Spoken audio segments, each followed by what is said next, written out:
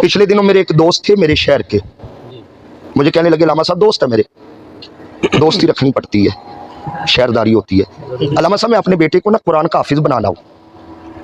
मैंने कहा अल्लामा साहब कुरान का हाफिज बना रहे हैं, फायदा क्या है? उसने ना मेरी तरफ गौर से देखा, अल्लामा साहब तुसी पूछ रहे हो? मैं कहा हाँ मैंने दस दियो, पुत्र नूं कुरान दा हाफिज बनाओ तो फायदा की हुंदा है? उन्हें गल बड़ी स्वादी की थी जैन भाई। मैंने कहना अल्लामा साहब तुहानू नहीं पता पुत्र हाफिज बन जाए ना तो 7 पुश्ता बख्शियां जांदियां ने। बिल्कुल आखिरी जुमला जी,